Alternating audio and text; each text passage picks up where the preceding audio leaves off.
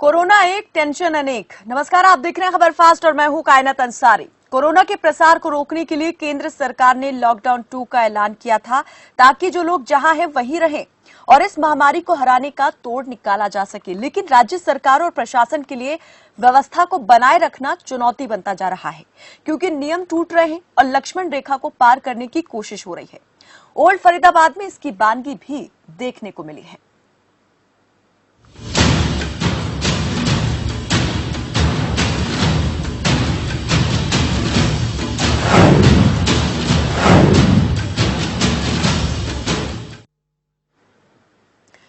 Lockdown 2 लागू होने के बाद एक बार फिर से दूसरे राज्यों से मजदूरों का पलायन शुरू हो गया है और पिछले 3 दिन से यूपी, हरियाणा, दिल्ली और राजस्थान से प्रवासी मजदूरों का लगातार आना जारी है।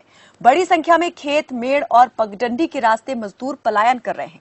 मजदूरों का कहना है कि फैक्ट्री और काम धंधा बंद हो जाने, लॉकडाउन को दोबारा बढ़ा दिए जाने से विवश होकर वो लोग पलायन करने को मजबूर हैं। मंगलवार सुबह सवेरे 80 मजदूर दिल्ली और गुड़गांव से पहाड़ी के कच्चे रास्ते से सूरजकुंड होते हुए शहर में प्रवेश कर गए। ये सभी मजदूर मध्य प्रदेश जा रहे थे और इन मजदूरों ने शहर के 4 प्रमुख नाके भी पार किए और पुलिस कमिश्नर ऑफिस के बगल से होते हुए ये सभी ओल्ड चौक पहुंचे। पलायन करने वाले इन मजदूरों में शामिल एक मजदूर ने बताया कि वो दिल्ली के मैदानगढ़ी से सोमवार रात मध्य प्रदेश के लिए चला था। दिहाड़ी मजदूरी करके अपना घर चलाते थे, लेकिन अब उनके पास काम और पैसा दोनों ही नहीं बचा है। ऐसे में वो लोग अपने घर की ओर निकल पड़े हैं। सूरजकुंड थाना क्षेत्र से सटे खोरी गांव, चामरवुड विलेज रोड और संगम विहार के रास्ते भी कुछ मजदूरों ने शहर में प्रवेश किया था। मजदूरों ने बताया कि रास्ते में उन्हें किसी पुलिसकर्मी ने नहीं रोका था और इसीलिए वो सूरजकुंड के रास्ते आराम से शहर में प्रवेश कर सके। राहगीरों ने बताया कि ये मजदूर कमिश्नर ऑफिस होते हुए ओल्ड फरीदाबाद पहुंचे हैं। हालांकि पुलिस कमिश्नर के राव की माने तो ये सभी मजदूर सड़क के रास्ते नहीं आए थे, बल्कि कच्चे रास्ते से होते हुए अनखीर चौकी के पास निकले थे, जिन्हें पूछताछ के बाद खाना खिलाकर वापस दिल्ली छोड़ दिया गया है। पुलिस भले ही अपनी सफाई पेश कर रही हो, लेकिन यहाँ पर ये सड़क पर निकले हुए मजदूर और ये तस्वीरें बहुत कुछ जो है अपने आप में बयां करते हैं। तो इस पूरे मामले पर आपको सुनवा देते हैं कि दोनों ही पक्षों का क्या कहना है, पुलिस ने क्या कहा और प्रवासी मजदूरों ने क्या कहा। इन्फॉर्मेशन मिलती है सूरजकुंड को और मैंने भी यहाँ आके देखा है, तो ये लोग एमपी के कुछ लोग यहाँ पे आए हुए हैं। हम इसके बारे में नियमानुसार कार्रवाई कर रहे हैं। तो अभी तक कुछ जांच पड़ताल की गई है? कहाँ के लोग हैं, कहाँ जा रहे हैं ये लोग? ये एमपी के लोग हैं, डिस्ट्रिक्ट पन्ना। तो कोई वजह सामने आई है निकलने की वहाँ से, जहाँ से दिल्ली और ये बस अपना घर जाना चाहते हैं और इनको या तो प्रॉपर मैसेज पता नहीं होगा, लेकिन हम इनको समझा दिया, इनको जहाँ से हम आए इनको कोशिश करें वहीं भेजें। तो अब वापिस उनको वहीं भेजा जाएगा? हम अपने गांव जाना चाहते हैं। वजह क्या है वहाँ पर? क्या खाने पीने की और रहने की व्यवस्था नहीं मिल पा रही है? खाने पीने की तो नहीं मिल पा रही है, लेकिन हम लोग कुछ दिन वो लॉकडाउन में रहे और 6-7 दिन ये हो गए, इसलिए हम परेशान बहुत ज़्यादा हैं, घर के परेशान हैं। कितने साथी हैं आपके साथ जो सभी लोग? हम लोग कम से कम 70-75 होंगे। तो सभी एक ही जगह के रहने वाले हैं? हाँ, सभी एक जगह के। तो किसी यहाँ पर पुलिस ने आपको रोका है, कोई जान पहचान ली गई आपसे? नहीं, यहाँ से तो कहीं नहीं रोका, ही बस यहीं रोका है। यहीं पर? और तो सब जगह आते हैं, किसी ने नहीं रोका। तो रात कितने बजे निकले थे आप? रात को 1-2 बजे करीब। तो बॉर्डर पे आपको पुलिस ने नहीं रोका? नहीं रोका पुलिस ने? पुलिस थी बॉर्डर पे? थी।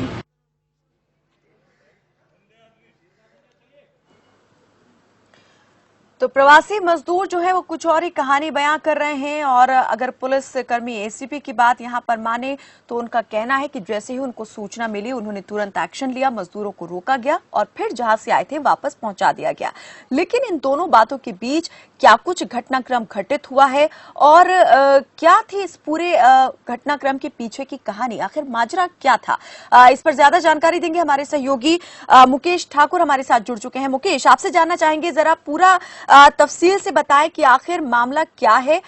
ये जो कहानी हमने दोनों की ही जुबानी सुनी है, पुलिसकर्मी ने भी जो कुछ कहा वो सुना, मजदूर ने जो बताया, प्रवासी मजदूर ने, कि किसी पुलिसकर्मी ने नहीं रोका। जरा बताएं कि मजदूरों ने आपसे विस्तार पूर्वक जब बात की तो उनका क्या कहना था, क्या मजबूरी बयां की और कितनी सख्ती के बारे में बताया?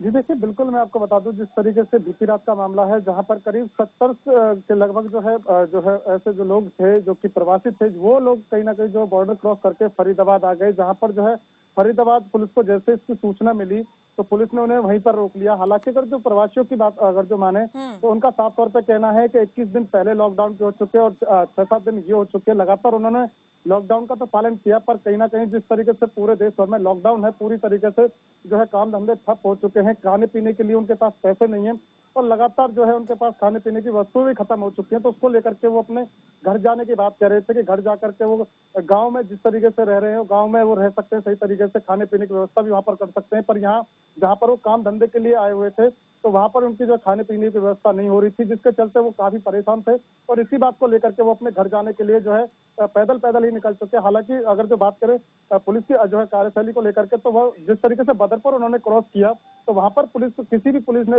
कर्मी ने इन्हें नहीं रोका। हालांकि जब फरीदाबाद ये पहुंचे तो वहां पर जो है पुलिस ने इन्हें रोककर उनसे जो है पूरी जानकारी ली, आखिर किस वजह से आप कहाँ से आए हैं और किस वजह से आए हैं। तो सारी बातें सुनने के बाद हालांकि फरीदाबाद पुलिस की दरियादिली यहाँ पर भी सामने आई कि उन सभी लोगों को जिस तरीके से उन्होंने भूख की जो बात यहाँ पर कही है तो उन्हें खाना भी वहां पर खिलाया और उनसे सारी जानकारी लेने के बाद उन्हें वापस भेज दिया। जी मुकेश, आपसे ये भी हम जानना चाहेंगे, जब ये प्रवासी मजदूर यहाँ पर पहुंचे तो हमने सुना कि एक मजदूर ने ये कहा कि 21 दिन के लॉकडाउन में जैसे तैसे वक्त गुजारा, अब 8 दिन और हो गए हैं, बहुत परेशान हैं। कहाँ तक अभी तक कहाँ रुके हुए थे अभी तक? किसी शेल्टर होम में थे या कहीं पर पनाह ली हुई थी, जान पहचान में थे या जहाँ काम करते थे वहां रुके हुए थे? कहाँ पर आसरा लिए हुए थे और क्या खाने पीने का इंतजाम प्रॉपर था इनके?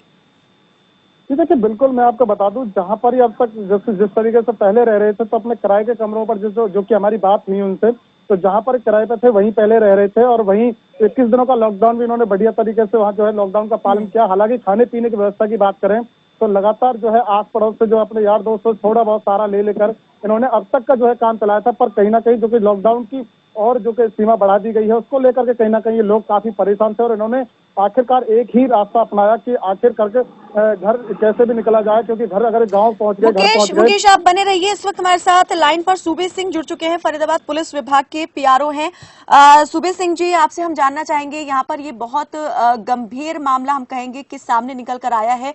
लॉकडाउन का पालन करने के लिए बार बार जो जोर दिया जा रहा है उस जोर की हवा जो है ये तस्वीरें निकाल देती हैं। क्या कहेंगे इस सब के बारे में? क्या कार्रवाई पुलिस की ओर से की गई, क्या एक्शन जो है लिया गया है? नमस्कार जी, कायना जी। जी हेलो जी सर, बताइए। ये जो मजदूर वर्ग के जो लोग थे दिल्ली मैदान घड़ी में रहने वाले हैं और ये दिल्ली से फरीदाबाद में जो पहाड़ी के रास्ते है, जो जंगल का रास्ता है सारा, उस रास्ते से ये आ गई थी और ये जंगल से होते होते ही और फरीदाबाद में पहुंचे हैं, कहीं मेन रोड से नहीं आए थे। और जहाँ पर इनको फिर पुलिस ने देखा या किसी और जन ने भी देखा तो इनको रोक लिया गया। वहाँ पे इनका कारण पूछा तो यही थे कि काफी दिन से वहाँ रह रहे हैं, उनको परेशानी है कुछ रहने की, खाने पीने की। तो इनको खाना खिलाया और मास्क वगैरह भी दिए और अधिकारियों के संज्ञान में बात लाई गई, जो वहाँ पे जो पुलिसकर्मी मौजूद थे। सुबेश सिंह जी, एक बात मैं क्लियर करना चाहूंगी, आपने कहा कि ये जो आए हैं ये सारे रोड से नहीं निकल कर आए हैं, जंगल के रास्ते इन्होंने जो है अपना रास्ता तय किया है, सफर तय किया है। लेकिन अगर यहाँ पर राहगीरों की बात को माने तो उन्होंने ये कहा कि पुलिस कमिश्नर का कार्यालय भी यहाँ पर पड़ा, 4 से 5 नाके पुलिस के भी पड़े। खुद जो प्रवासी मजदूर है उसने भी कहा कि किसी पुलिसकर्मी ने नहीं रोका, मौके पर वहां पर दिखाई भी दिए लेकिन उन्हें रोका नहीं गया, इसलिए वो आसानी जो है आगे बढ़ते गए। ये जो आप कह रहे हैं वो बात कुछ हद तक ठीक है, तो ऐसा नहीं है। वो जो रास्ता इन्होंने बताया है वो टोटल ऐसा ही है, जंगल के रास्ते से आएंगे। वो रास्ता देखा हुआ है मेरा और ये आपके मुख्य राजदूत ने भी देखा है, आपके जो रिपोर्टर है। और वो पुलिस चौकी के पास एक पेट्रोल पंप है, उसके वहां से निकल के रोड क्रॉस करके फिर अंदर ही अंदर एक कॉलोनी सी है और उसमें से और फ्लाईओवर के नीचे से ये आकर मेन रोड पे चढ़े हैं। और ये एक दो लोग थे, इस तरह करके इन्होंने रास्ता पार करके जब ये लोग इनकी गैदरिंग हुई है एक जगह पे तब इनका पता लगाया। सर बच्चे भी इसमें शामिल थे, महिलाएं भी यहाँ पर शामिल है। एक दो करके तो यहाँ पर लग रहा है कि ये तो इतना मुमकिन नहीं होगा, बच्चों के लिए भी निकले होंगे तो परिवार के परिवार साथ निकले होंगे। हाँ, ये जल्दी मॉर्निंग आवर्स में निकले हैं और सुबह सुबह ये फरीदाबाद में आ गए थे, तो तब इनको वहाँ से रोक लिया गया था। सर, क्या बदरपुर बॉर्डर पर भी पुलिस से इस बारे में जानकारी ली गई कि क्या इन लोगों को वहां देखा गया था, मजदूरों नहीं को? नहीं नहीं नहीं, वहाँ से आए नहीं है वो, वहाँ पे ना बदरपुर जो भी कोई भी सड़क मार्ग है उससे नहीं आए थे ये लोग। जब फरीदाबाद और दिल्ली जी। के बीच में जो भी रास्ता है वो जंगली रास्ता है, पहाड़ी रास्ता है और ये जो जंगल का रास्ता है उसमें से आए हैं। सर, ये हम जानना चाहेंगे ये सभी मजदूर कहाँ से आए थे और अब जो है इनके लिए क्या किया पुलिस की तरफ से, क्या इंतजाम जो है वो किया गया, कहाँ इनको छुड़वाया गया है? इनको वापिस अधिकारियों के संज्ञान में लाया गया और इनको बस का प्रबंध करके वापिस मैदान गढ़ी के थे ये सब, जिसमें करीब 40 पुरुष हैं, 29 महिलाएं थी और 8-10 बच्चे थे, ऐसे करके थे ये। तो इनको वापिस वहाँ मैदान गढ़ी छोड़ा गया है, दिल्ली पुलिस को हैंड ओवर किया गया है और दिल्ली पुलिस ने जहाँ से ये थी वहीं पे वेरीफाई करके वहीं पे इनको रखवाया गया है जहाँ से ये आए थे, जा रहे थे। जी, चलिए, बहुत शुक्रिया सुबे सिंह जी, इस तमाम बातचीत में आप जुड़े और जो सवाल हमने आपसे किए उनके जवाब भी आपने दिए। मुकेश हमारे साथ बने हुए हैं। मुकेश, आप बने रहिए, और भी कई मेहमान हमारे साथ यहाँ पर इस वक्त जुड़ चुके हैं। अरविंद भारद्वाज हमारे साथ जुड़े हुए हैं, जेजेपी प्रवक्ता बालमुकुंद शर्मा कांग्रेस के प्रवक्ता हमारे साथ जुड़ चुके हैं, और राजेश कश्यप वरिष्ठ पत्रकार भी हमारे साथ जुड़े हुए हैं। बहुत स्वागत है आप सभी का हमारे साथ इस चर्चा में जुड़ने के लिए। आप सभी की तरफ में आऊं, इससे पहले जो हमारे सहयोगी मुकेश हमारे साथ जुड़े हुए हैं उनसे थोड़ा सा और जान लेते हैं इस पूरे घटनाक्रम को लेकर और जो गंभीरता है उस गंभीरता को लेकर के कि कितनी चिंता यहाँ पर इससे बढ़ जाती है। मुकेश, जो मजदूर हैं यहाँ पर, उनकी बातों से ये साफ पता लगता है कि ना तो ज्यादा रोटी की चिंता है, ना ज्यादा छत की परवाह है। परवाह है तो घर जाने की चिंता घर की सता रही है, परिवार की सता रही है। ऐसे में कितना मुश्किल यहाँ पर लग रहा है इनको रोक कर रखना, और ये कितनी बड़ी चुनौती लग रही है? देखिए, बिल्कुल कहना मैं बता दूं, जिस तरीके से इन लोगों का साफ तौर पे ये कहना है कि आधा परिवार इनका गांव में है और वहां पर भी लोग परेशान है, और बात करें यहाँ की तो आधा परिवार इनका यहाँ पर है, तो उसको लेकर के भी कहीं ना कहीं लोगों के जो है बात समझ में आती है कि ये लोग इस बात को लेकर के भी जो है काफी परेशान है और इसको लेकर के ही घर जाना चाहते हैं। हालांकि खाने पीने की चीजों की व्यवस्था की बात करें तो वो भी कहीं ना कहीं इनके पास पूरी तरीके से नहीं है। अब तक जिस तरीके से लॉकडाउन में इन्होंने जो समय बिताया है वो कहीं ना कहीं थोड़ा बहुत इनके लिए मुश्किल भरा जरूर रहा हो, पर पूरी तरीके से जिस तरीके से इन्होंने अब तक जो इनसे हमारी बात हुई है, इन पर साफ तौर पर कहना है कि खाने पीने की व्यवस्था नहीं है जी, वहाँ पर काफी रहना मुश्किल हो रहा था, इसलिए वो घर जाना चाहते हैं। क्योंकि घर में गाँव में पहुंचेंगे तो कैसे भी गुजारा कर सकते हैं, पर यहाँ गुजारा करना उनके लिए मुश्किल हो रहा है। तो उसको लेकर के कहीं ना कहीं देखिए, बिल्कुल ये घर पर जाना चाहते हैं क्योंकि इनका परिवार वहाँ पर भी है, वहाँ पर भी लोग परेशान है और वो लोग भी साफ तौर पर इनसे ये कह रहे हैं कि आप लोग यहीं आ जाओ। तो इसको लेकर के कहीं ना कहीं ये लोग जो है घर से वहाँ से निकले हैं। मुकेश, एक अंतिम सवाल आपसे मैं जानना चाहूंगी, मोटा मोटा अगर यहाँ पर हिसाब लगाया जाए कितना किलोमीटर का सफर जो है इन्होंने तय किया, क्योंकि पैदल ही ये मजदूर थे और रात से चले थे तो सुबह तड़के यहाँ पहुंचे थे? देखिए, बिल्कुल कहना मैं बता दूं, जिस तरीके से फरीदाबाद के अगर जो बदरपुर की अगर जो बात करें, बदरपुर अगर जो सीमा से लगते हुए बात करें तो करीब 15 किलोमीटर का फरीदाबाद जहां ये ओल्ड पहुंचे हैं, तो 15 किलोमीटर का इन्होंने सफर तय किया है। हालांकि अगर जो उससे बात करें दिल्ली से आगे जो है गढ़ी से जो है आए हैं यहाँ पे, तो इसका आगे का सफर तो मैं नहीं कह सकता, पर यहाँ जो बदरपुर की सीमा से लगा करके ओल्ड की सीमा जो है करीब 15 किलोमीटर का सफर इन्होंने तय किया है। हालांकि जरूर जिस तरीके से लॉकडाउन है और रेड जोन घोषित किया हुआ है तो सारी सीमाएं पूरी तरीके से बंद कर रखी हैं। फरीदाबाद जिले की बात करें या गुड़गांव जिले की बात करें, पर कहीं ना कहीं कहना जहाँ पर पुलिस की कार्यशैली पर जरूर सवाल उठता है, क्योंकि जिस तरीके से इन्होंने 15 किलोमीटर का जो है सफर तय किया है, तो वहाँ पर कई पुलिस चौकी, मैं उस रोड से कई बार गुजरा भी हूँ, कई जगह नाके वहाँ पर लगे हुए हैं पुलिस के, पर जो है सवाल जरूर खड़ा होता है कि इतनी जगह नाके होने के बावजूद भी इनको किसी ने नहीं रोका और इतनी तादाद में जो लोग हैं वो फरीदाबाद ओल्ड तक पहुंच गए, तो कहीं ना कहीं सवालिया निशान जरूर खड़ा होता है। जी बिल्कुल, सवालिया निशान बहुत बड़ा खड़ा होता है और बहुत सवाल जो है यहाँ पर खड़े होते हैं। बहुत शुक्रिया मुकेश इस तमाम जानकारी के लिए। अरविंद भारद्वाज हमारे साथ जुड़े हुए हैं, जेजेपी के प्रवक्ता। अरविंद जी, जिस तरीके से ये मजदूरों का पलायन एक बार फिर से सामने आया है, इसको लेकर क्या कहेंगे, कहाँ चूक हो रही है? कायनात जी, सबसे बड़ी बात यह है कि दिल्ली की जो सरकार है, केजरीवाल सरकार, वो पूरी तरह से फेल साबित हो चुकी है। पीछे भी जिस तरह से बहुत बड़े लेवल पे पलायन हुआ था दिल्ली से, लाखों की तादाद में मजदूर हरियाणा और उत्तर प्रदेश के रास्ते बिहार, मध्य प्रदेश, राजस्थान की ओर जब चले थे, वो भी ज्यादातर मजदूर दिल्ली के ही थे और अब ये भी दिल्ली के ही हैं, क्योंकि इनकी खाने की व्यवस्था, रहने की व्यवस्था का इंतजाम दिल्ली सरकार नहीं कर पा रही। ये उनका एक बहुत बड़ा फेल्योर है और इसी की बदौलत ये बेचारे परेशान होकर शायद निकले होंगे। परंतु हरियाणा में तो ये लोग जब आए हैं तो हरियाणा पुलिस ने तो इन्हें रोका है और इनका खाने पीने का इंतजाम किया है, इन्हें सैनिटाइज किया है, इन्हें मास्क दिए गए हैं और इन्हें वापस दिल्ली पुलिस को सौंपा गया है। पहुंचाने का काम भी हरियाणा की सरकार ने किया है। रही बात ये हरियाणा प्रदेश के, बस हरियाणा प्रदेश के मजदूरों के लिए हरियाणा सरकार ने पूरे इंतजाम किए हैं। कहीं भी अरविंद जी, आप कह रहे हैं कि दिल्ली सरकार का फेलियर ये दिखाती है घटना, लेकिन जब यहाँ पर बॉर्डर वो क्रॉस लगातार करते गए तब यहाँ पर सीमा जो थी वो दूसरे ही प्रदेश की शुरू हो जाती थी। जिम्मेदारी पुलिस की भी यहाँ पर बनती है दूसरे प्रदेश की। अनदेखा कैसे कर दिया गया? लापरवाही क्यों बरती गई? ये लापरवाही कहें पुलिस की या लाचारी कहें? कायनाथ जी, अभी जो पुलिस अधिकारी बात कर रहे थे उनको भी हम सुन रहे थे। उन्होंने बताई है कि बॉर्डर से तो ये नहीं आए, चाहे वो बदरपुर का बॉर्डर हो या सूरजकुंड जो बॉर्डर है वहां से। हाँ, ये जरूर संभावनाएं हैं जो वो बता रहे हैं कि कच्चे जो रास्ते हैं पहाड़ों से, जो फरीदाबाद में जो लोग रहते हैं, क्योंकि मैं फरीदाबाद से ही हूँ, वो जानते हैं कि फरीदाबाद दिल्ली के बीच में पहाड़ों में काफी एरिया ऐसा है जहाँ जंगल है, पहाड़ है, वहां और वहां कच्चे रास्ते हैं, क्योंकि गांवों के पुराने रास्ते कच्चे वहां बने हुए हैं, तो उनसे ये कहीं से निकल कर आ गए हैं। और फरीदाबाद में तो बल्कि जब ये अरविंद जी, ये बात कमाल है, पुलिस भी उन चोर रास्तों से अच्छी तरह वाकिफ है।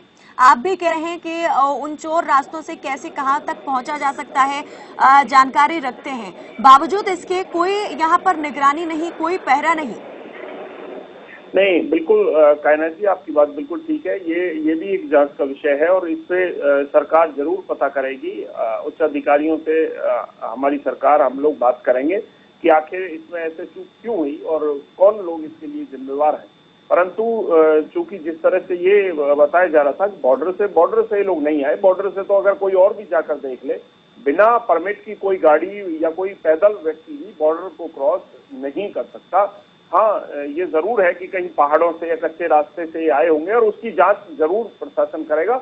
ये मैं आश्वासन भी आपको देता हूँ, आश्वस्त करता हूँ मैं आपके चैनल के माध्यम से लोगों को कि उसके लिए हम जरूर जांच कराएंगे, ताकि पता चले कि आखिर ये उन कच्चे रास्ते हमसे कैसे छूट गए प्रशासन से, जहां से लोग निकल आए। मानते हैं कि यहाँ पर कहीं ना कहीं चूक तो हुई है कि अगर पहले से ही पहरा कड़ा होता उन जगहों पर भी, तो ऐसी जो एक लापरवाही सामने आई है वो नहीं होती।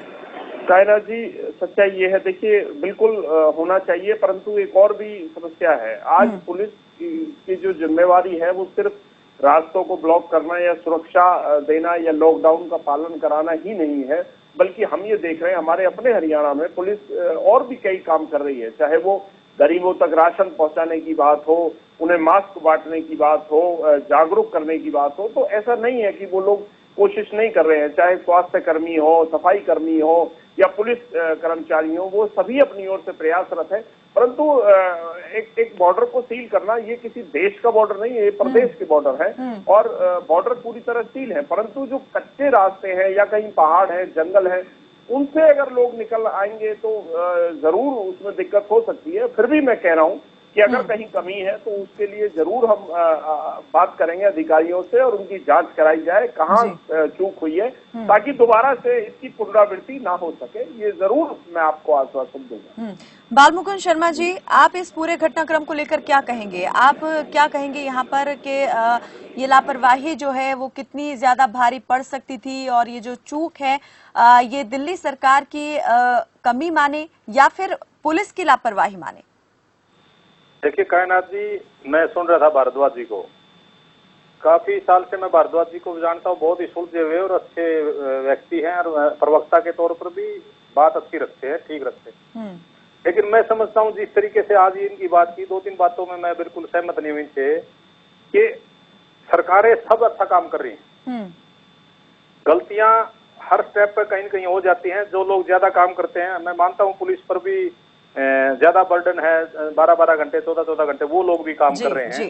लेकिन जहां तक इन्होंने दिल्ली सरकार की बात की, तो मैं ये समझता हूँ अगर आज देश में कोई अच्छी सरकार काम कर रही है तो वो राजस्थान, पंजाब और दिल्ली ये गवर्नमेंट काम कर रही है।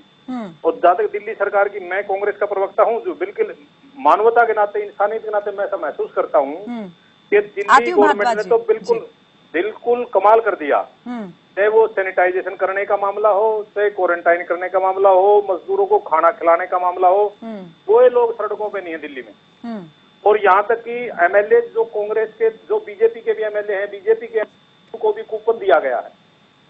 तो अगर ये बीजेपी के लोग या जेजेपी के लोग ये चाहते हैं कि कोई मोदी जी की तो बुराई करे ना, कोई खट्टर साहब की बुराई करे ना, कोई दुष्यंत चौटाला की बुराई करे ना, वो लोग कहते कि भाई ये तो बीजेपी, ये दिल्ली की गवर्नमेंट फैला है। ऐसा नहीं है।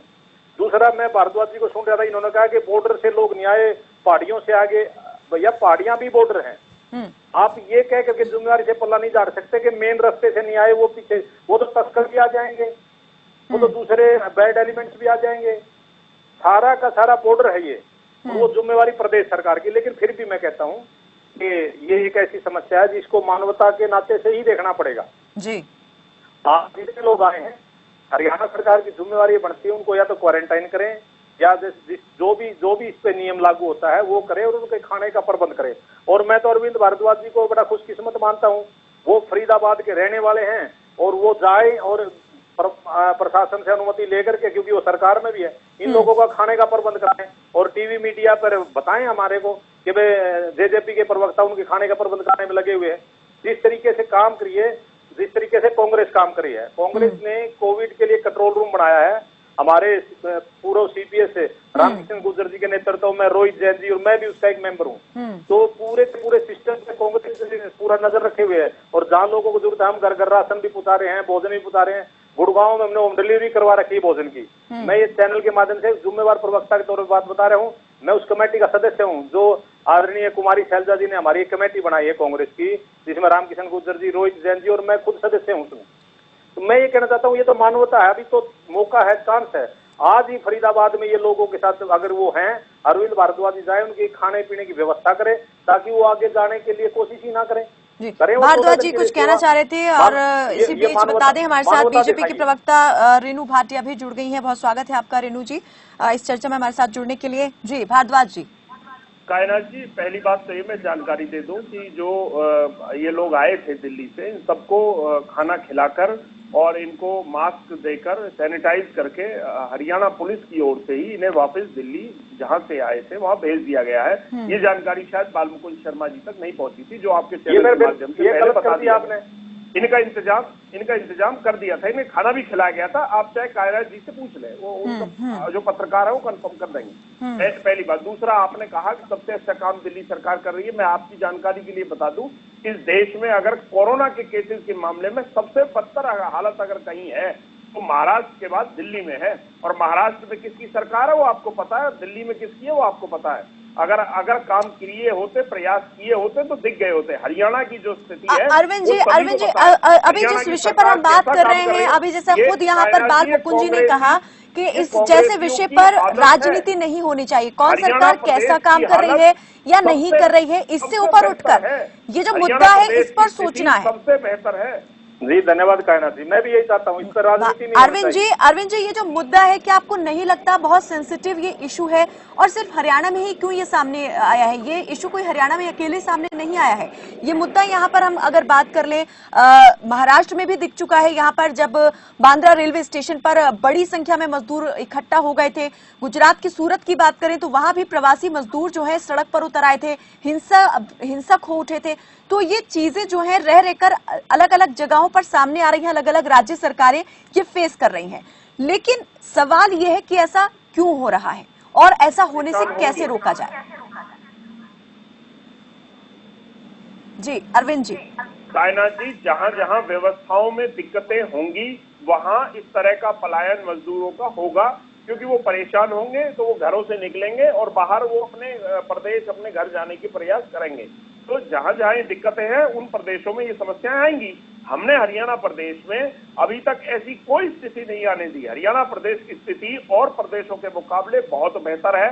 चाहे आप कोरोना पॉजिटिव केसेस की बात करें, चाहे मजदूरों को जो सुविधाएं, राहत सामग्री पहुंचाने की बात करें, या फिर किसानों की बात करें, किसी भी वर्ग की आप बात करें, हरियाणा की स्थिति और प्रदेशों के मुकाबले, चाहे वो दिल्ली हो, महाराष्ट्र हो, पंजाब हो, राजस्थान हो, इन सभी प्रदेशों से बहुत अच्छी स्थिति में आज हरियाणा प्रदेश है। बाल मुकुंद जी कुछ कहना चाह रहे हैं? जी मुकुंद जी। जी कायनाथ जी, मैं कहता हूँ अब पूरी मानवता पे एक संकट आया हुआ है। ऐसे विषय पर लेकर के मैं फिर ये कहना चाहता हूँ, जैसे हरियाणा का जिक्र किया अरविंद भारद्वाज जी ने, मैं कहता हूँ 95% इसका क्रेडिट सामाजिक संस्थाओं को जाता है। अगर जो लोग आज मैदान में है, काम कर रहे हैं, अगर उनको हम क्रेडिट भी नहीं देंगे, उनको हम उनके उसके जो उन्होंने किया है उसका बखान भी नहीं करेंगे, तो मैं समझता हूँ अच्छा नहीं होगा। मैं पूरे हरियाणा का आपको बताता हूँ कायनाथ जी, और कहीं आप दिल्ली का क्रेडिट केजरीवाल चैनल लोग जाएंगे तो पंजाब में कांग्रेस को है, आप पूरी बात कांग्रेस आप पूरी बात सुनिए, परंतु हरियाणा में क्रेडिट सरकार को नहीं मिलेगा। बारहवीं जी क्या बात कर रही है आप? कैसी बात मेरी कर रहे हैं आप? आप बात सुनिए, मैं कह रहा हूँ आप पूरी बात सुनिए, पूरी एक बार बात सुनिए। देखिए मैं ये कहना चाहता हूँ, आप पूरी बात सुनिए। मैं तथ्यों के साथ आपको ये बताना चाहता हूँ, तथ्यों के साथ। मैं अभी भी कह रहा हूँ, मैं कहता हूँ बहुत अच्छा कर रही है आपकी सरकार, अभी मैं मानने के लिए तैयार हूँ। आप किसानों के लिए करिए, मंडियों की व्यवस्था देखिए, अच्छा करिए, और अभी भी अच्छा कर रहे हैं आप, कोई हमें दिक्कत नहीं, हम कोई बुराई नहीं करेंगे। लेकिन जो लोग साथ में कर रहे हैं, संस्थाएं, खुद मुख्यमंत्री जी ने माना कि संस्थाओं का बजट जो है वो हरियाणा सरकार के बराबर है, मुख्यमंत्री जी का बयान है। मैं कहता हूँ संस्थाएं हरियाणा में बहुत अच्छा कर रही हैं, अपने राशन, बिल्कुल यहाँ पर सभी अपने अपने स्तर पर जितना जो बन पड़ रहा है वो जरूर कर रहे हैं, लेकिन कुछ समस्याएं ऐसी हैं यहाँ पर जो अभी भी जस की तस बनी हुई है। रेणु जी, ये जो ओल्ड फरीदाबाद में तस्वीर सामने आई, ये जो घटना सामने आई है प्रवासी मजदूरों के पलायन की, बेहद चिंतनीय ये है और इस पर एक्शन भले ही ले लिया गया हो, लेकिन क्या आपको लगता है कि ये समस्या हमेशा के लिए सॉल्व हो गई है, आगे फिर कभी इस तरह की जो तस्वीर है वो नहीं देखने को मिलेगी, या इसका कोई एक सटीक जो है वो हल किया जाना चाहिए? मानती हैं आप ऐसे? आपके साथ जुड़े हुए हो गया, उतनी देर में मैं अरविंद जी को सुन रही थी। मुझे लगता है अरविंद जी ने बड़े सिस्टमैटिक तरीके से और जो सरकार द्वारा हुआ है उसको बहुत अच्छे से एक्सप्लेन कर दिया। बावजूद उसके मैं देख रही थी कि हमारे कांग्रेस के प्रवक्ता भाई बहुत बड़ी बड़ी डींगे मार रहे थे कि किस किस तरह से काम होने चाहिए। ताज्जुब होता है मुझे इनको सुनने के बाद कि ये हम लोगों को शिक्षा दे रहे हैं कि कैसे कैसे होना चाहिए, और अपने प्रदेशों में जहां इनका गठबंधन है या जहां इनकी सरकारें हैं वहां पे इस चीज को कोई फॉलो नहीं किया जा रहा।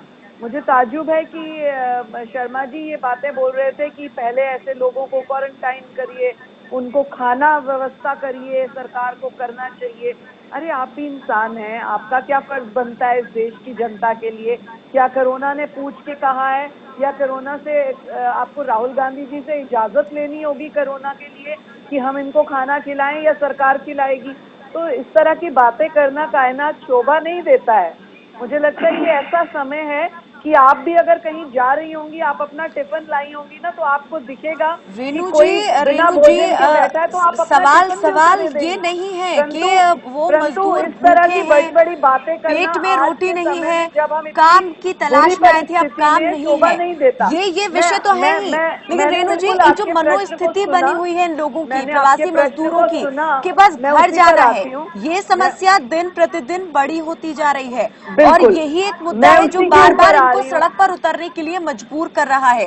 इसके लिए सरकार क्या कोई रणनीति बनाएगी, बना सकती है या बनानी चाहिए? बिल्कुल कायनात, मैं उसी पर आ रही हूँ, परंतु मुझे वो शब्द कहना इसलिए आवश्यक था क्योंकि ऐसे समय में हम सबका धर्म एक ही बनता है कि किसी को भी हम मुसीबत में ना डालें।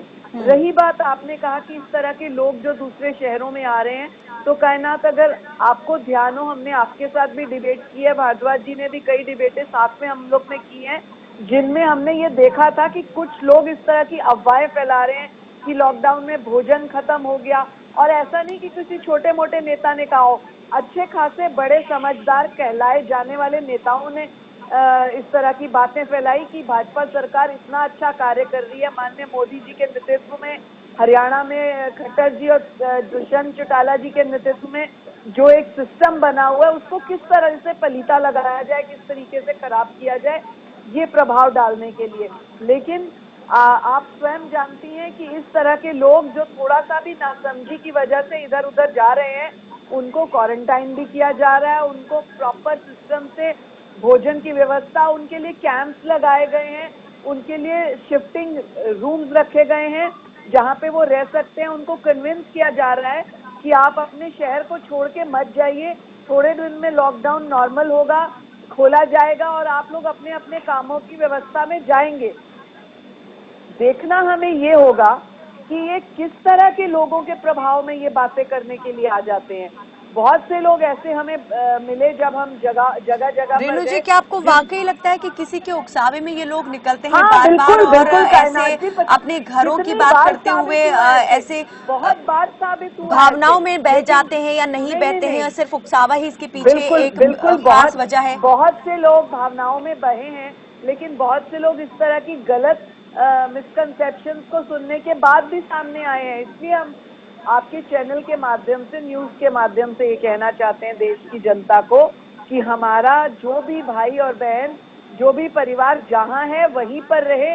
उनको कुछ असुविधा है तो वहीं पर उनकी पूरी की जाएगी। आप देखिए, सरकार चाहे केंद्र स्तर की हो चाहे हरियाणा प्रदेश की, हर एक व्यक्ति तक पूरी व्यवस्था पहुंचाई गई है। जहां पर खाने की व्यवस्था की जरूरत है या दवाइयों की जरूरत है या उनको किसी भी प्रकार का सहयोग चाहिए, हेल्पलाइन नंबर्स माननीय मुख्यमंत्री जी ने, उप मुख्यमंत्री जी ने, दोनों ने दिए हैं कि इन हेल्पलाइन नंबर से आप सिर्फ कॉल करिए या व्हाट्सएप करिए, आपको आपकी पूरी सामग्री वहां पहुंचाई जाएगी। और हो रहा है ऐसे।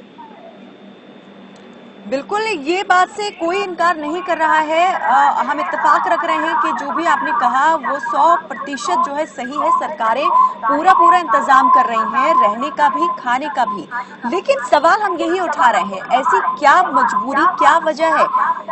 मजदूर जो है बार बार सड़क पर उतर रहे हैं, चाहे हरियाणा की बात हो, कभी ये तस्वीर महाराष्ट्र में दिखाई देती है, कभी गुजरात की सूरत में, बिहार में, यूपी में, अलग अलग प्रदेशों में अलग अलग वक्त पर ये चीजें हो रही हैं।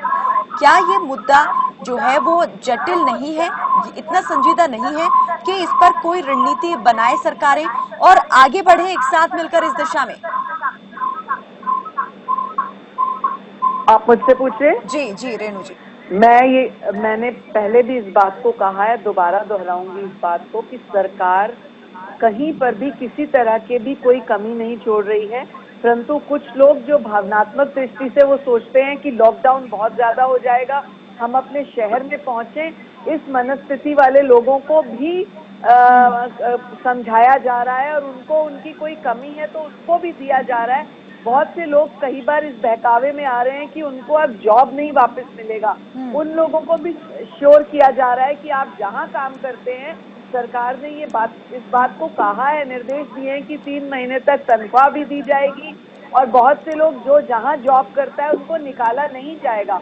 अपनी ओर से सरकार ने हर तरह का प्रयास किया कि इस तरह के लोग जो इस मनस्थिति में आए हुए हैं उनको समझाया जाए और उनको जो सपोर्ट मैक्सिमम किया जा सकता है वो किया जाए, और वो किया जा रहा है। और मैं समझती हूँ मीडिया के माध्यम से ये सपोर्ट और हमें मिलेगा ताकि जनता तक हम इस बात को पहुंचा सके कि यदि किस चीज की कमी है उसको पूरा किया जाएगा और अपनी सेहत के साथ साथ दूसरों का ध्यान रखते हुए वो यहाँ से वहां ना जाए।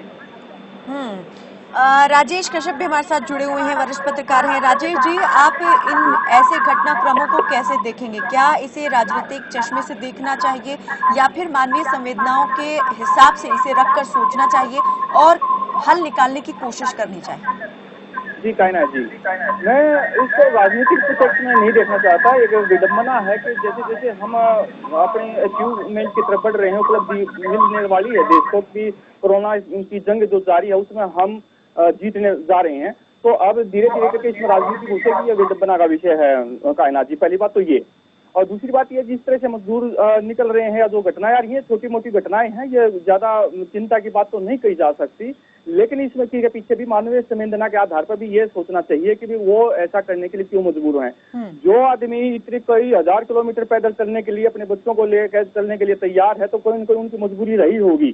तीसरी बात ये है कायनात जी कि कुछ स्टेटों की तरफ से जो दूसरे स्टेटों में अब उनके विद्यार्थी हैं या श्रमिक है, जो आदमी है, तो उनको स्पेशल तौर पर भी परमिशन के साथ उनका व्यवस्था की है, तो हर आदमी को ये लगता है कि उस स्टेट की सरकार ने ऐसा कर दिया तो हमारी स्टेट की सरकार को भी ऐसा करना चाहिए, एक उम्मीद जगती है।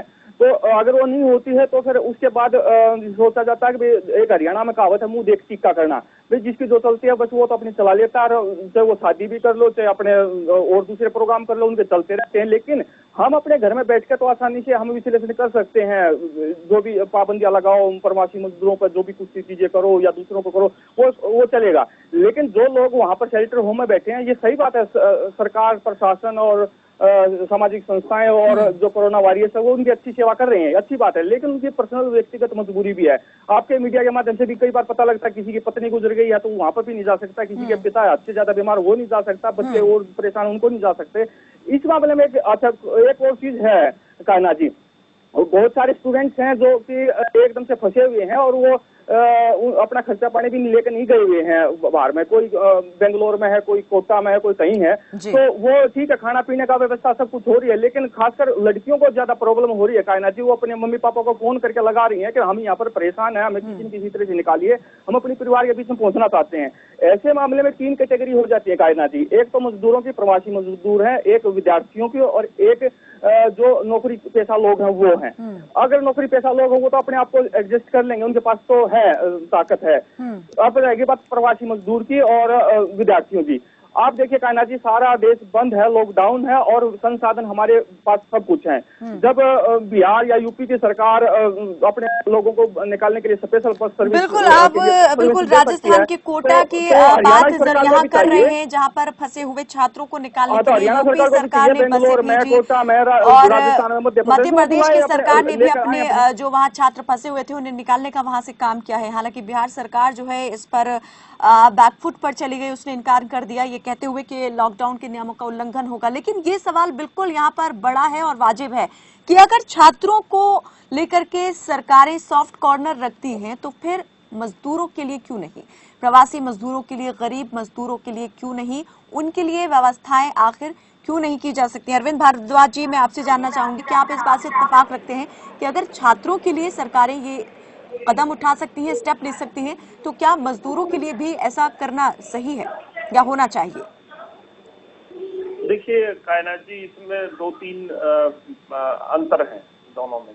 अगर छात्रों की बात की जाए तो जो कोटा की जैसे उदाहरण दिया जा रहा था, कोटा ही नहीं, देश के और भी विभिन्न राज्यों में, जिलों में बच्चे दूसरे स्टेटों से आकर पढ़ते हैं, चाहे स्कूलों में हो, कॉलेजेस में हो या कोचिंग सेंटर्स में हो।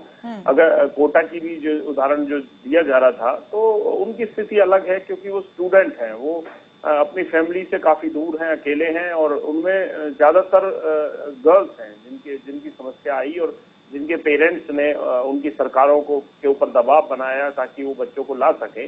और दूसरी तरफ अगर मजदूरों की बात की जाए तो ये मैच्योर लोग हैं, ये स्टूडेंट या बच्चे नहीं हैं, ये मैच्योर लोग हैं जो रोजगार के लिए यहाँ दिल्ली में या कहीं भी किसी भी स्टेट में, किसी भी शहर में आए हुए थे, और वो कहीं ना कहीं मकान किराए पर लेकर या अपने परिवार के साथ वो रह रहे हैं।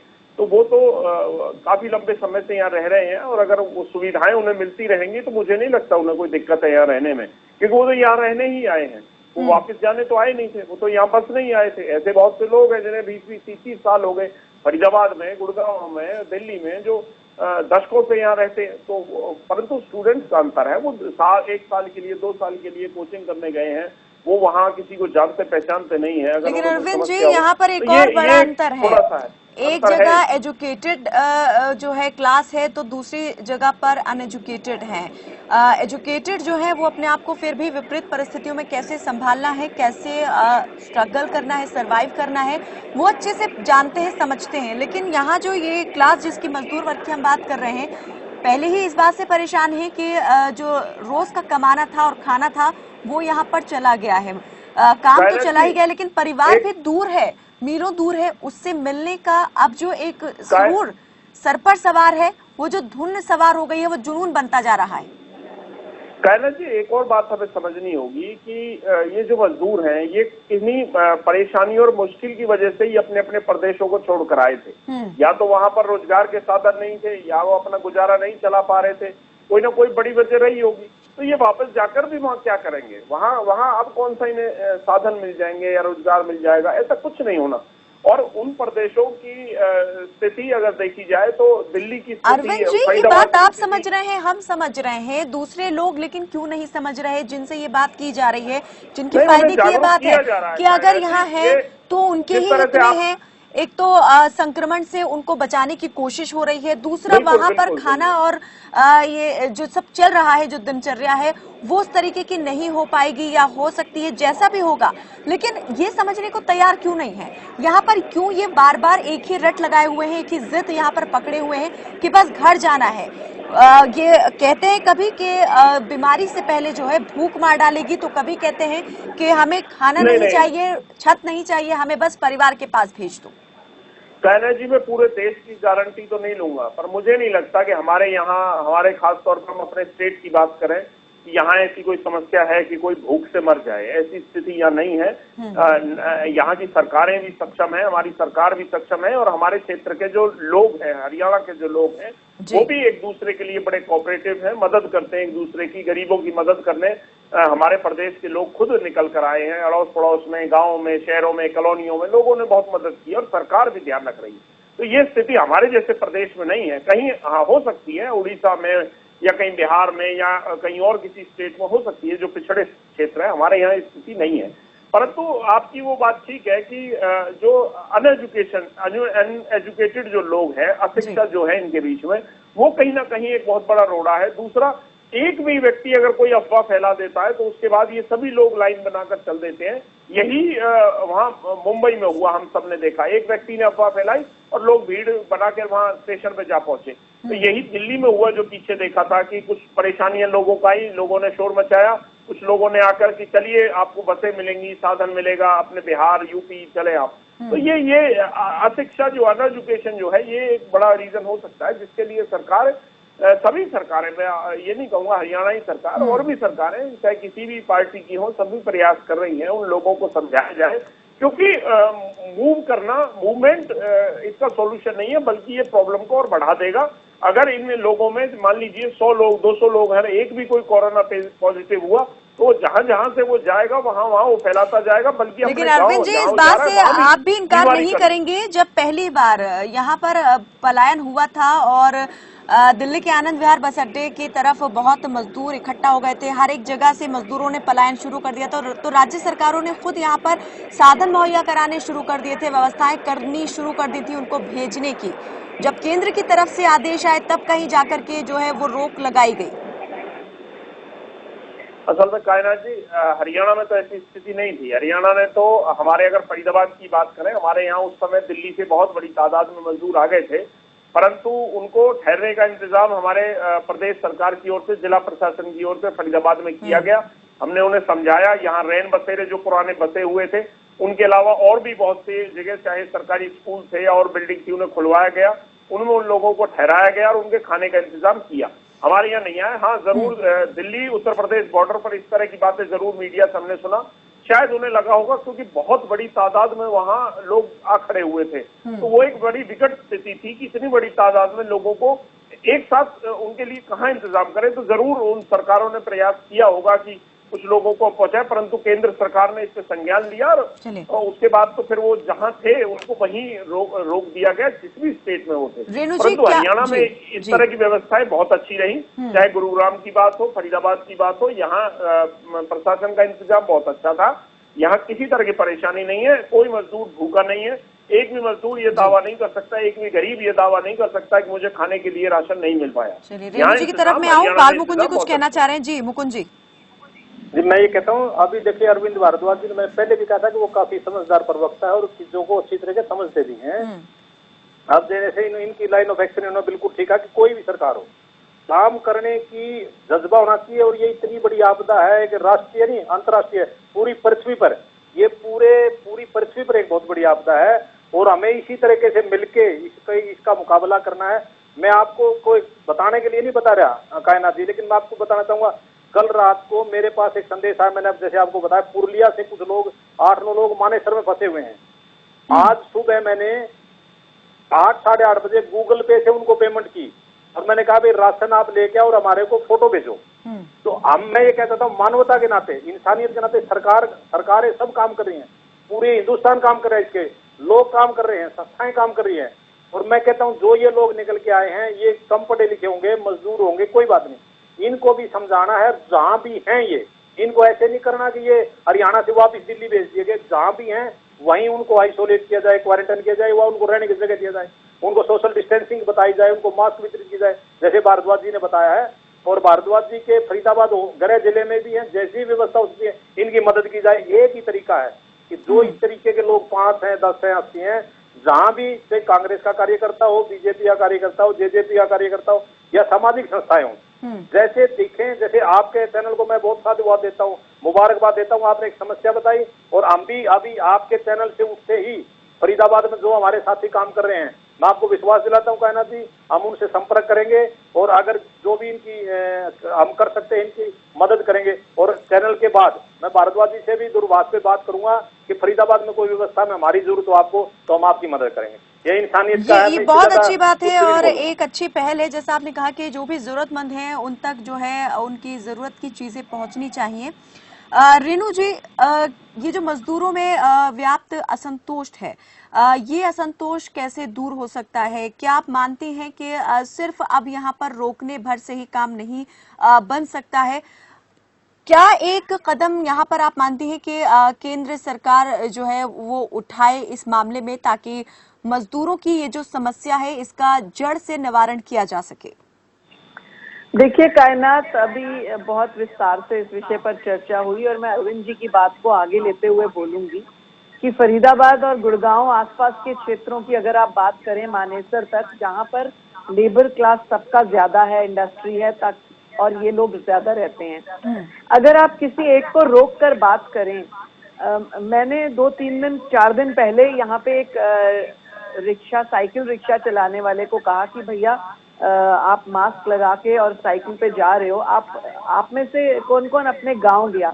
तो उस व्यक्ति का इतना अच्छा जवाब था। मैं इस वजह से बोल रही हूँ जो हम अभी बात कर रहे थे कि अनपढ़ और पढ़े लिखे वाली बात कुछ लोग समझ नहीं पाते।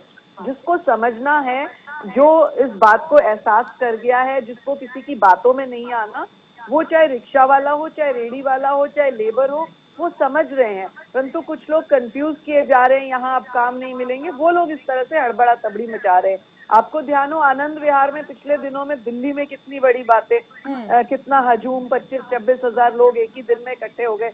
तो ये इन लोगों को समझाना, कन्विंस करना कि आपको आपकी जगह पर सुविधा मिलेगी और वहां जाने से फायदा नहीं, जैसे अरविंद जी अभी कह रहे थे कि जो उनको फायदा यहाँ पर रह के मिलेगा, जिस वजह से वो काम करने के लिए आए हैं, वो वापस गांव में जाके नहीं मिलेगा। और अभी मेरे भाई कह रहे थे कि गवर्नमेंट, शर्मा जी कह रहे थे कि गवर्नमेंट को उनको खाना भोजन सब देना चाहिए। वो पूर्ति तो यहाँ पर भी उनकी हो सकती है और हो रही है। सरकार जितना मैक्सिमम कर सकती है वो कर रही है। और उसके अलावा संस्थाएं और राजनीति से जुड़े हुए लोग इस चीज में अपनी भागीदारी जितनी अधिक से अधिक करें। और सबसे पहले मैं सोचती हूँ हम इस शब्द को बदलें कि ऐसा होना चाहिए, ऐसा सरकार को करना चाहिए, ऐसा किया जाना चाहिए। मैं कहती हूँ कि ऐसे समय में हमें कहना है कि हमें ऐसे करना है, हमें ऐसा सहयोग देना है, हमें इस तरह से उनको समझाना है। अगर हम स्वयं के ऊपर जिम्मेदारी लेंगे तो कोई रात ऐसी नहीं होगी कि कोई एक बच्चा भी भूखा सो जाए। और अगर हम अपना फर्ज, दायित्व, हम इतना दान पुण्य आगे पीछे करते हैं, भंडारे करते हैं, दिखावे करते हैं, मैं कहती हूँ आज भगवान ने ऐसी आपदा दी है, आपके पास मौका है कि आप किसकी कितनी सेवा कर सकते हैं। कहते हैं ना, दान एक हाथ से दो, दूसरे हाथ को ना पता लगे। आज उस तरह का साबित करने का मौका है। तो मुझे लगता है सरकार को कोसने से या किसी नेता के ऊपर पॉइंट आउट करने से कोई लाभ नहीं होगा। ये कोरोना पता नहीं किसके ऊपर कब चिपक जाए, कौन इससे प्रभावित हो जाए, कौन पीड़ित हो जाए। तो आज मुझे लगता है मानवता की दृष्टि से हम इस कार्य को, इस जिम्मेदारी को समझें तो शायद कोई भी प्रदेश हो, चाहे किसी भी पार्टी से शासित हो, कहीं पर रेणु जी, यहाँ जो मजदूर सड़क पर उतरे थे, ज्यादा उन्होंने इस बात को लेकर चिंता जाहिर नहीं की कि खाने के लिए उनके पास रोटी नहीं है, काम करने के लिए काम नहीं है, रोजगार छिन गया है। ज्यादा जो सुनाई दिया या एक जो तड़प दिखाई दी वो घर जाने को लेकर की थी कि बस घर जाना है।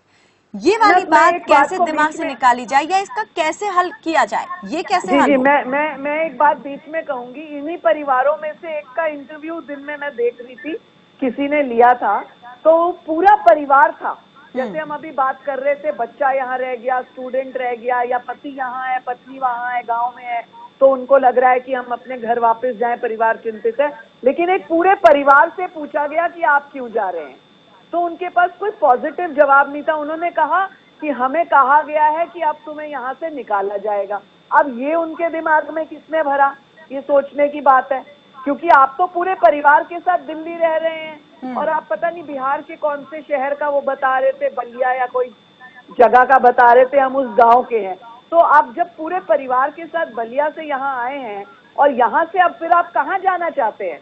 जिस गांव को आप छोड़कर आए हैं यहाँ रोजी कमाने के लिए, आप फिर यहाँ से वापस वहां जाएंगे तो वहां क्या करेंगे? हो सकता है वहां की सरकार या वहां की एडमिनिस्ट्रेशन आपके जो नाम दर्ज और ये सारी चीजें, फिर वो सारी क्वेरीज आए।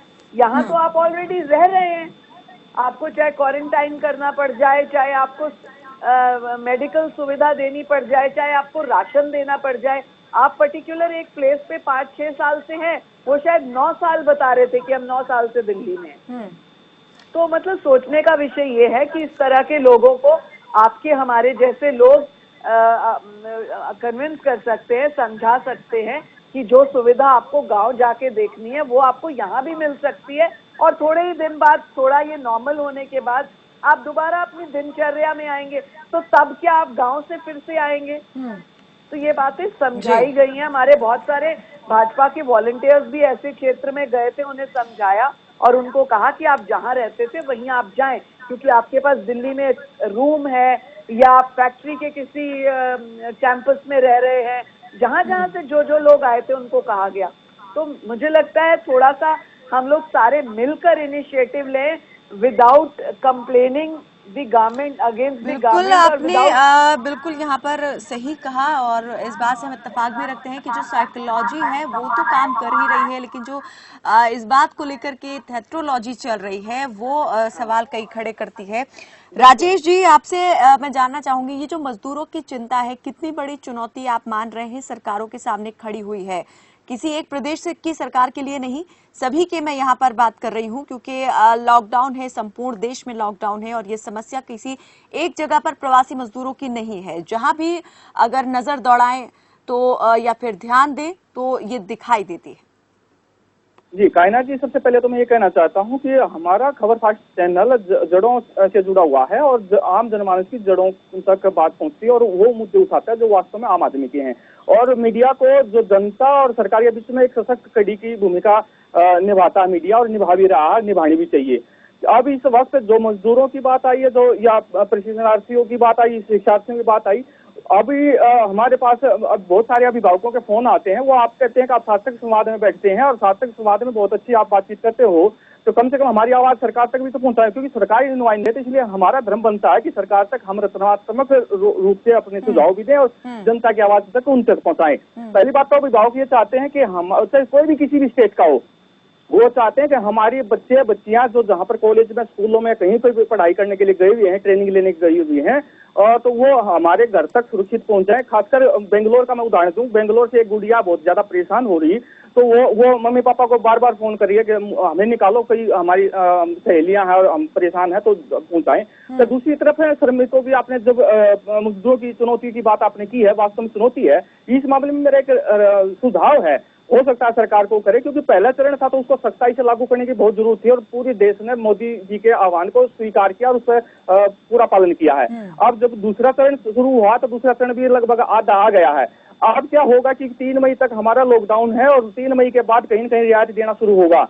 अब ऐसा ना हो तो थोड़ा दूरदृष्टि, क्योंकि अपने मोदी सरकार के पास है, मोदी जी के में भी है, तो थोड़ा सुझाव जनता की तरफ से भी आ रहा है कि अगर इस वक्त वो जो संसाधन है उनके माध्यम से जो जाना चाहते हैं मजदूर, उनके लिए अब आराम से उनको घर तक पहुंचा सकते हैं। अगर 3 मई के बाद रियायत मिल गई है और ट्रेन शुरू हो गई है या बसें शुरू हो जाएंगी, तो एकदम से इतनी भीड़ होगी तो दोबारा फिर वो ऐसा वातावरण तैयार होगा, दोबारा फिर ज्यादा से ज्यादा बीमारी फैलने का डर रहेगा। क्योंकि आगे शंका जताई जा रही है कि सितंबर में भी ये कोरोना की महामारी और ज्यादा उग्र रूप धारण कर सकती है। उससे पहले, क्योंकि अब धीरे धीरे करके अगर सरकार इन लोगों को जो ज्यादा मजबूर है, जो नौकरी पेशा के लोग हैं, उनको भी उनके घरों तक, बच्चों तक पहुंचा दें, क्योंकि वो बाहर नौकरी करने के लिए काम आ रहे हैं। दूसरा, ये जो बेंगलोर में या कहीं और कहीं जो हमारे छात्र छात्राएं फंसी हुई हैं, उनको घर तक पहुंचा दें, ये आराम से कर सकते हैं। इस वक्त संतुलित अंदाज में कर सकते हैं। उनको उनका स्वास्थ्य चेकअप करके, उनको पूरे टेस्ट देकर, उनको हिदायत देकर अभी पैनिक की स्थिति नहीं है, हैं। पैनिक बटन इतना ज्यादा जो है वो कह सकते हैं कि ऑन नहीं है। और लेकिन जैसे ही हालात अगर हाथ से निकल गए तो चीजें जो है और ज्यादा गड़बड़ हो सकती हैं। जो अभी तक किया है, जितना प्रयास किया है, उस मेहनत पर भी कहीं पानी ना फिर जाए, इस बात का भी अंदेशा बना हुआ है।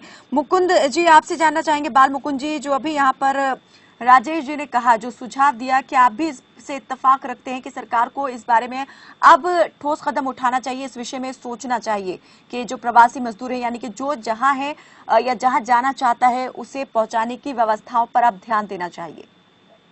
जी बिल्कुल, ये बिल्कुल चरणबद्ध तरीके से होगा। इसको देखिए, जो लॉकडाउन किया वो हिंदुस्तान में एक सफलतम श्रेणी में माना गया है। लॉकडाउन अगर ना होता तो बहुत ज्यादा मामले बढ़ते, और अभी भी स्थिति कंट्रोल में है। हमारी जो जनसंख्या के लिहाज से 130 करोड़ की आबादी का देश है हमारा, और बिल्कुल हजारों में है ये। और मुकुंद जी, वक्त बहुत कम है। मैं सिर्फ इसी विषय में आपसे जानना चाह रही हूँ, प्रवासी मजदूरों की जो समस्या बार बार आ रही है, जो मुद्दा इतना जटिल हो गया है, इसके सॉल्यूशन पर मैं उसी सॉल्यूशन पे लेकर हूँ।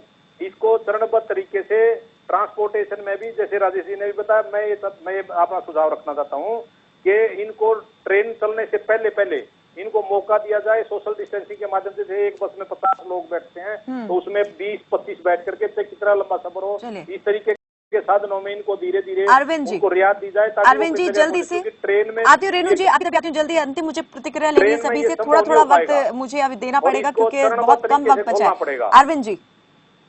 कायनात जी, प्रवासी मजदूरों को उनके अपने गांव में भेजना संभव नहीं है। जो जहां हैं वहीं वो रहें। उनके इंतजाम वहां की जो सरकारें हैं वो कर रही हैं, आगे भी करेंगी, परंतु उन्हें अपने गांव अगर जाना है तो ये संभव नहीं है। इसे ये बड़ा रिस्की होगा कोरोना के लिए, और इससे ये संक्रमण ज्यादा फैल सकता है। तो मैं तो यही मानता हूँ कि जो जहां है वहीं रुके, और जाना कोई समाधान नहीं। रेणु जी, कि प्रवासी मजदूरों को कन्विंस किया जाए मीडिया के माध्यम से भी और हम सब साथियों के माध्यम से भी, क्योंकि अगर हम उनको अब जाने का प्रबंध करते हैं तो हम उनको रिस्क पे भेज रहे हैं।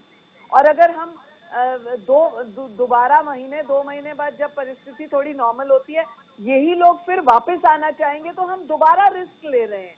तो 2 बार एक ही बात का रिस्क लेने से बेहतर है वो लोग जहां पर इस समय है वहीं पर रहे। मैं आपको एक छोटा सा सभी के लिए बेहतर होगा दूंगी। कायनात, बहुत छोटा सा।